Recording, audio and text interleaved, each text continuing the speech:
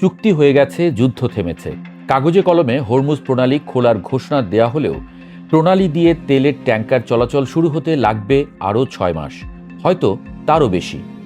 গত 14 জুন মার্কিন president Donald Trump তার ট্রুথ সোশ্যালে লিখলেন, ships of the world start your engines. মানে তিনি বিশ্বের সব জাহাজের উদ্দেশ্যে বললেন, তোমাদের ইঞ্জিন চালু করো। ঘোষণা হলো আমেরিকা ও ইরান একটি শান্তি সমঝোতায় পৌঁছেছে। 19 জুন শুক্রবার জেনেভায় আনুষ্ঠানিক স্বাক্ষর হওয়ার কথা। মধ্যস্থতাকারী হিসেবে থাকছে পাকিস্তান। কিন্তু ইরানের উপপররাষ্ট্রমন্ত্রী কাজেম গারিবাবাদি সাথে সাথেই জানিয়ে দিলেন, তেহরান আনুষ্ঠানিক স্বাক্ষর ছাড়া চুক্তি কার্যকর শুরু করবে না। হরমুজ দিয়ে তেলের ট্যাঙ্কার চলাচল শুরুর সময় লাগার পেছনে কারণ আছে 4টি। এর মধ্যে প্রথম বাধা সমুদ্রের তলায় পাতা মাইন। মার্কিন পররাষ্ট্রমন্ত্রী Marco Rubio senate foreign relations কমিটিতে বলেছেন, ইরান হরমুজ প্রণালীর বড় অংশ জুড়ে মাইন পুঁতে রেখেছে। শুধু তাই নয়, পেন্টাগন 40টিরও বেশি মাইনবাহী ইরানি জাহাজ ধ্বংস করেছে।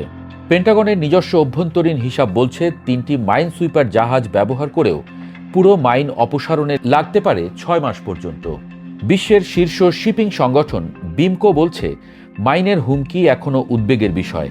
তথ্যের অভাব এবং অতীতে অতি আশাবাদী আশ্বাসের ইতিহাসের কারণে আমরা মনে করি শিপিং শিল্পের জন্য নিরাপত্তা পরিস্থিতি এখনও নাজুক।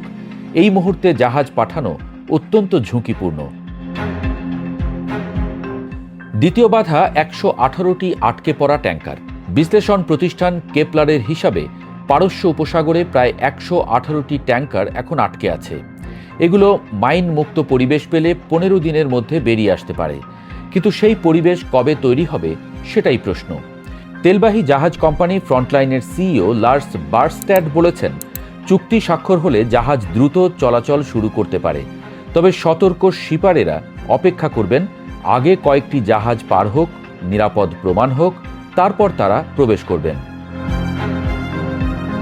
তৃতীয় বাধা টোল বিতর্ক। এই প্রণালী কি বিনামূল্যে খুলবে, নাকি ইরান জাহাজ প্রতি মোটা অঙ্কের ফি নেবে? ট্রাম্প বলেছেন টোল ফ্রি, কিন্তু ইরানের রাষ্ট্রীয় সংবাদ মাধ্যম তাসনিম জানিয়েছে মাত্র 60 দিনের জন্য টোল ফ্রি। এরপর ইরান ও ওমান মিলে প্রণালী পরিচালনা করবে।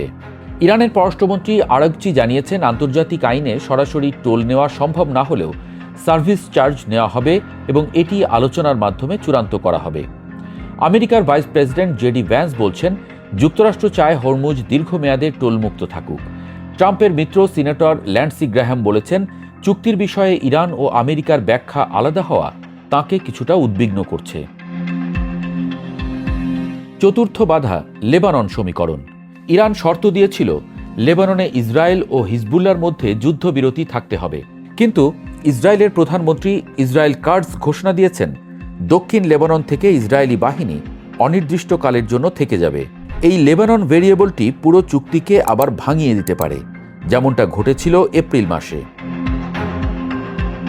এই চুক্তির ঘোষণায় বিশ্ববাজারে তাৎক্ষণিক প্রভাব পড়েছে। ব্রেন্ট ক্রুডের দাম 4% বেশি কমেছে। নাসডাক সূচক উঠেছে 3% বেশি। কিন্তু বিশেষজ্ঞরা বলছেন, এই স্বস্তি সাময়িক। 60 দিনের পারমাণবিক আলোচনার জানালায় যদি চুক্তি ভেঙে পড়ে, তাহলে তেলের দাম আবার ঊর্ধ্বমুখী হবে। মাত্র 39 কিলোমিটার চওড়া একটি পানিপথ, কিন্তু এর মধ্য দিয়েই যায় বিশ্বের 20% তেল আর 20% এলএনজি। চুক্তি হয়েছে সেটা সত্যি, কিন্তু সমুদ্রের তলায় মাইন, আকাশে অবিশ্বাস আর কাগজে টোলের ধোঁয়াশা, এই 3 বাস্তবতা পার না হলে হরমুজ সত্যিকার অর্থে খুলছে না। বিশ্ব অপেক্ষায় বাংলাদেশও।